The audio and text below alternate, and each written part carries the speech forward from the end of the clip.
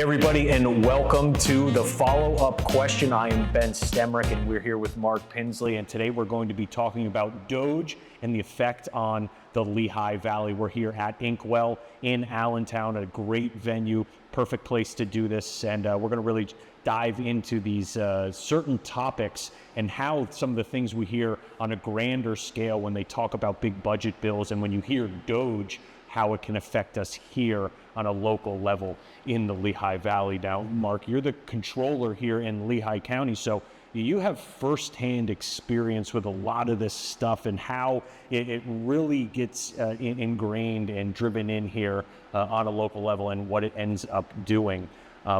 Something we hear about a lot is Medicaid and Medicare and how that is going to be affected. So let's start there. Let's talk a little bit about Medicaid, Medicare, what the differences are, what it means for our local residents, and who's actually going to be affected, because I think that's another thing that gets misconstrued pretty often is who is in line to see some changes because of this. So let's start there. What's the differences between Medicaid and Medicare? I'm glad you asked. Because many people confuse this. So Medicaid with the D on the end is for disadvantaged, right? So like if you're poor, if you have mental health issues, things like that, that's Medicaid. Medicare, you can think of for the elderly, E on the end for elderly. Okay. And so you hit 65, you're entitled to Medicare. You're entitled to Medicare, right? Like this is something typically you've paid into. It's part of the government, part of what the government provides. So now you're 65 years old, it may be going up to 67, but you're 65 years old and you need to go to the doctor. You primarily use Medicare to do that. Medicaid is what's currently being impacted or may be impacted by Trump's big, beautiful bill. Okay, so it's going to be people who are disabled fall under that D. It's also going to be some young children who don't have access to parental guidance, I guess, or or even children in school, like who go to school and let's say they need, let's say they're autistic, like they may need help in school for certain functions. That would come under Medicaid. So even if you're middle class, right, Medicaid pays that money to the school in order to help your autistic children, and it may not just be autistic. That's just one example, and it doesn't have to be disabled necessarily. It could be dirt poor as well, right? Like you're just under $18,000 that you're making a year and you're under 65 at that moment, you may find yourself on Medicaid. That's always how I viewed it. It was more of a financial line. So I'm glad you pointed out the D and the disabled and how that all kind of lines up, and that'll make things easier. Disadvantaged. That's a great way to put it. I personally know a lot of people with children or family members with autism, and I know they are very scared, so I know that's another important population and topic. I want to talk about that for a second too, because like there's a number of people that don't even realize they're on Medicaid. Okay. Right, and so let's just assume you're a middle class family, your son or daughter is diagnosed with autism. I'm just going to stick with that for the moment. And now they tell you, look, we can help your child over the next 2-year period, if we give them 40 hours a week of assistance, and you take them to the doctor, they all agree, and you basically get a prescription, if you will, for how to treat this child for the next period of time. Mm-hmm. So you go in to the provider, and the provider's like, hey, we're going to take care of you. We'll sign you up for all the paperwork that you need. What you don't necessarily understand is they're signing you up for Medicaid. They're signing your child up for Medicaid. So you may well be middle class, but it may well be that your insurance is not going to pay for this. Like it just won't pay for this. And so that's when Medicaid takes over. And so you're a middle class family, Medicaid comes in, and now you're getting those services under Medicaid for your child, because you would never be able to afford 40 hours a week. And I'm sure you would want to if your child was diagnosed and that's what they're telling you should do. Obviously, there's always going to be arguments about, is this the right prescription or not the right prescription? I'm not a scientist. I don't know. So I'm going to accept it for what it is at the moment. Right. But so a lot of times the card that you get, it doesn't say Medicaid, right? It might say, I don't have an example offhand, but let's just say it's AmeriHealth, right? And AmeriHealth represented in the state of Pennsylvania or in your local area, Medicaid. So you think you have AmeriHealth, but actually you have Medicaid. So there's going to be a lot of folks that get hit with this unbeknownst to them. Yep. Because it's not as obvious, and there are those different brands or whatever you want to call them that they fall under that they may not even know. Absolutely. I've experienced it already. I've talked to families, and they're like, oh, no, I'm okay. I'm on AmeriHealth or whatever. And I'm like, that's Medicaid. No, it's not Medicaid. I'm like, no, it's Medicaid. That's why it's not your personal insurance. Okay. So if we dive into that more as far as costs, what are some of the things that are being paid for on a county level, or maybe not even on a county level, just in somebody's home that is now going to be affected, and where is that money going to get made up, or how is that going to work? It's so let's talk about the county, because that's what I know best. Okay. Right? So Yep. we spend about $103 million on mental and intellectual disabilities. Mm-hmm. And so those are both kids as well as adults that have a mental or intellectual disability. When you say spend, what do you mean? So Medicaid money comes into the county, in this case 103 million, and then what I do is, and it's not just me, but my signature is on the check, we pay the providers. Okay. So if your child is going to a provider for autism, once again, they get paid, that payment comes through the county to the provider. So we vet the providers ahead of time. We decide which ones we're willing to pay. You'll be given a recommendation from your doctor or whomever to go to one of these providers, and then they get paid. And that's for adults and for children as well, right? So like, regardless, you may be an adult child that still needs assistance. So if you think about that, so that's about 20,000 people, just so you know. Like, so if you think about Lehigh Valley, it's around 350,000 people. So around 20,000 of our neighbors have a mental or intellectual disability that needs assistance from Medicaid. Mm-hmm. If we were to cut that, and by the way, many of these people may be on not just normal Medicaid, but the Medicaid expansion, which some people think of as Medicaid on Obamacare, right? Right. Well, if you're making above $18,000 a year, you're on the expansion component. Okay. So if your child, if you're making more and your child is on it, you're on expanded Medicaid. So you may potentially lose Medicaid under... What's the difference there between expanded Medicaid and regular Medicaid? Is it just that threshold of how much money you make? It's primary financial. I can't remember exactly the numbers. It might be 18,000 and 22,000. Or something, like, depending on you're married and things like that. Do you get anything different on those, or is more covered under one?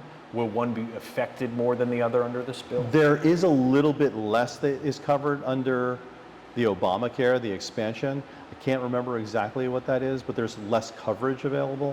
Where they're targeting first is the expansion. Right. And they're going to target underneath that. And so my brother is a good example here. So my brother is learning disabled. He works full-time. Mm-hmm. He's 50-something years old, makes $22,000 a year, never misses a day of work. It's part of his intellectual disability. He has to go to work, right? Like, it's part of his process. Yeah. And once a year right now, we have to fill out the paperwork to make sure that he's eligible. Mm-hmm. Right? So every year we fill out the eligibility requirements, and we either make it or we don't. So far we've made it. We're making it under Medicaid expansion. So my brother is very likely to lose this, and the only thing that he uses it for, so he doesn't have any services that are provided, what he uses it for is medical care. So twice a year he goes to the doctor for the sniffles or whatever, and that's all we are paying for as taxpayers. But it really is an insurance policy, so should he need to go to the hospital for any reason, he breaks his arm or he has some disease, Medicaid cover that. He's not 65 yet. So what the big beautiful bill is telling us now is, so right now we have to fill out the paperwork once a year. He cannot fill that out himself. It's beyond his ability. So my sister and I help him. Mm-hmm. It's beyond our ability. Right? There's just a lot of questions that you don't understand and you don't want to get caught up. It's government stuff, right? And so there's a provider called PHANN, P-H-A-N-N, I think. And they have helped us. So they're like a little navigator. They help us kind of figure out all the things that we should fill out. They give us the list of things that we have to collect from my brother ahead of time. Okay, we need a W-2 form. We need, whatever the 5 things are. And then they help us fill it out, and then hopefully, he gets services. So now they want us to do that twice a year. So the eligibility is not just once a year, it's twice a year. Well, so first off, my brother's mental state is not going to change, right? 6 months later, it's going to be the same. So then I guess part of the question is he making more money? Okay, well, how much more money is my brother going to make, right? Okay, it's not going to be a lot. So now my sister, look, I love my brother. We're going to do it twice a year, so we have to do it twice a year. We're going to make sure that he's successful. But now beyond that, they also want to have the work requirement. Well, that's not a problem. My brother's working, right? Okay, but he's going to have to fill out paperwork every month now. I am sure he will not be able to fill out that paperwork. So what that means is twice a year, 12 times a year now, either myself or my sister are going to have to fill out that paperwork because he won't be able to. I mean, that's a real inconvenience. So if there is somebody that doesn't have a brother and sister willing to help them do that and they're not able to, it is going to become 12 times harder to get that done a year. Absolutely. Yep. Yep. And you said something interesting earlier. I don't mean to cut you off, but you said your brother goes to the doctor about twice a year for whatever reasons. Yep. And that's what the taxpayers pay for. Yep. That's, I think, very important because I think when people hear Medicaid and Medicare, they almost think as if a check is being handed to somebody, like a handout. Right, yeah, definitely not. And they can live off of it or take advantage of it when it's more just the ability to go to the doctor often or to get services. If you use Highmark or Aetna or whatever, you go into the doctor and it's kind of like a credit card, right? Like you go in, you pay your $20 and the bill goes somewhere else. Yeah. Right? Usually to your employer. Well, in this case, what's happening is my brother walks in, he pays probably less than $20. I don't know what the copay is. And now the bill goes to the government. And so they take care of his whatever his medical needs are. They're not that high at the moment. Could they be? Absolutely. Right? It's true in anything. Like, most people don't want to think of like healthcare as a socialistic thing, but in many ways it is, right? Sure. Because you and I and 100 other people, we're all paying in to an insurance company, and that insurance company is doling it out to those in need. Right. It's not like I'm getting my $15,000 worth and you're getting your $15,000 worth. No. Like, there'll be years that I don't need $2,000 worth of care, and a person over there needs $100,000 worth of care. They're taking my money, right, to pay for that. And that's how healthcare works. Like it just is. And so you think about like some of these people that are going to be cut off. So I just told you, there's 20,000 people with mental or intellectual disabilities that we serve. Now, they're not all adults. Some of them are kids, but a lot of them are adults. And like, they're going to need someone else to fill out this paperwork. Okay. And as an aside, so let's say, like, once again, it was your kid, solidly middle class, let's assume, but you're having your kid go to autism, and let's assume they don't get rid of that for a moment, so that's not a part of expanded Medicare, or they allow that to continue to exist. Nevertheless, you are now going to have to fill out work papers every month in order to keep your child on Medicaid. Now, have they given reasons to why it is happening every month? Is that an attempt to make sure you're working? Make sure you're working. Yeah.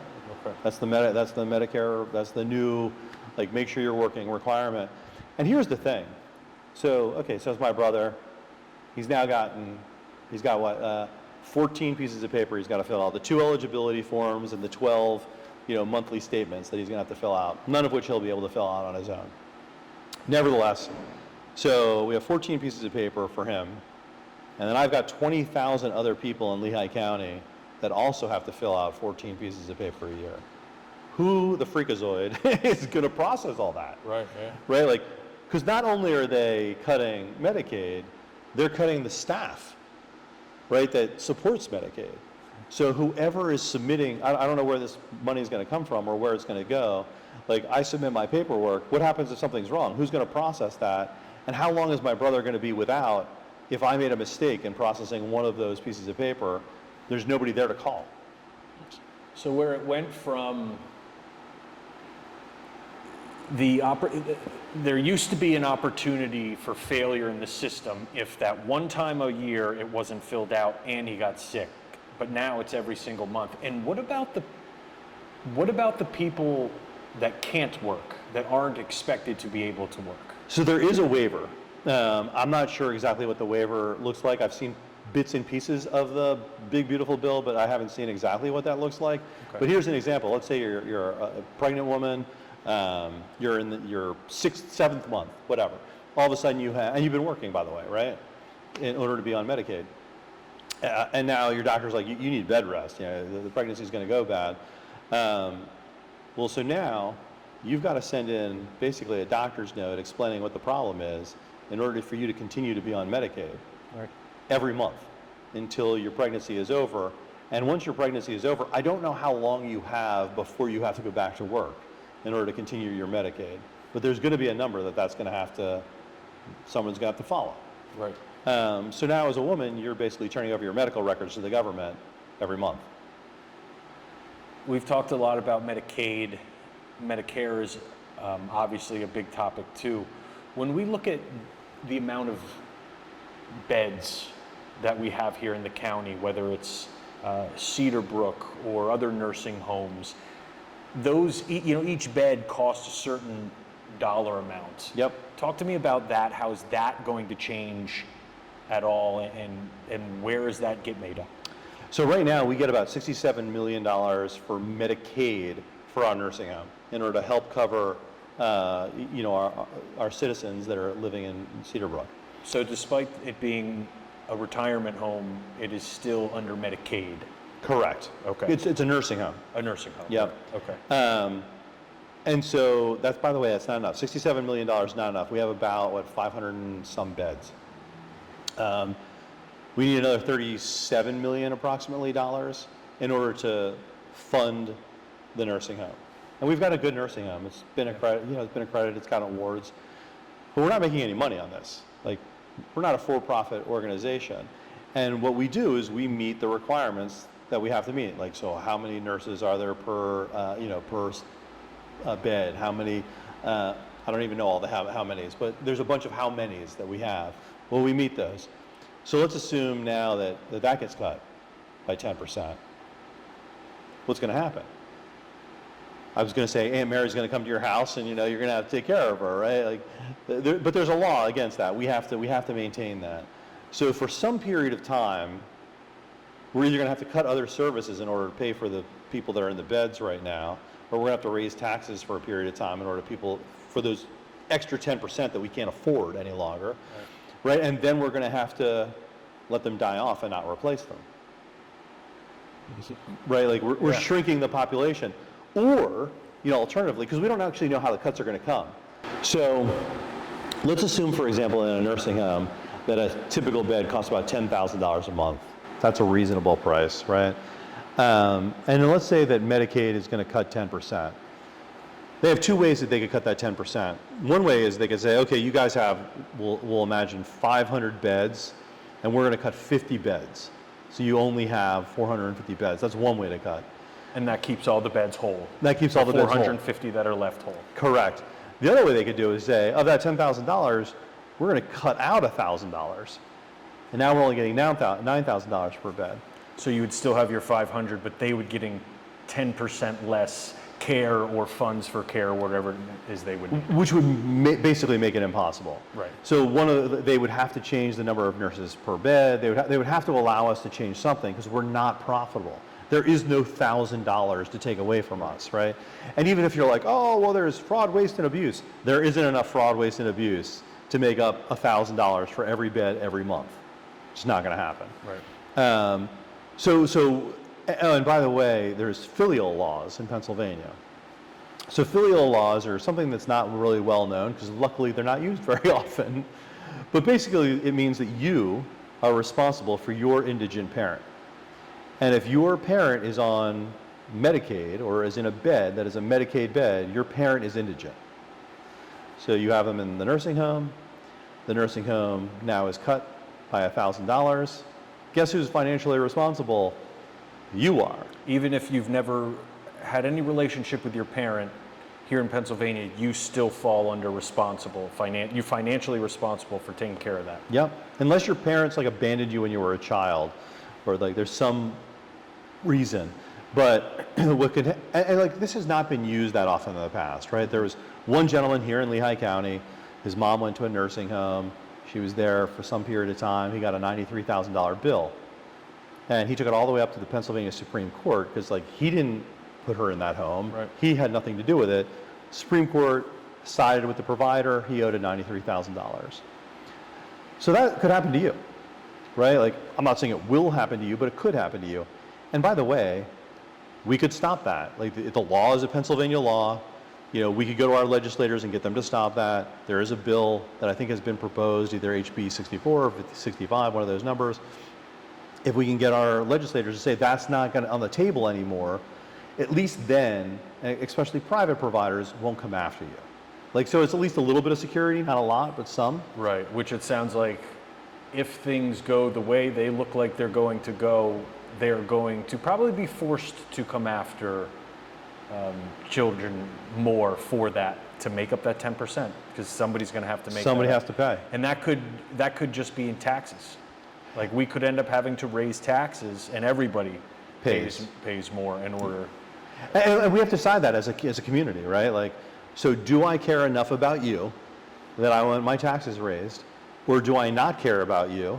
And I'm like, you're on your own, buddy. You know, if you have to pay that $1,000 a month, it's not my mom. And we're coming into a point with the age of baby boomers where it seems like that's going to get more expensive. We're going to have more people that are going to be needing these cares and these services.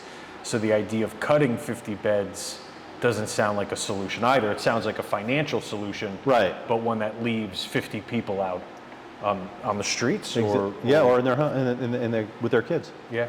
right? Like ultimately, the kids would have to take care of them. I mean, or maybe they could afford some other service, but it's not going to come from Medicaid.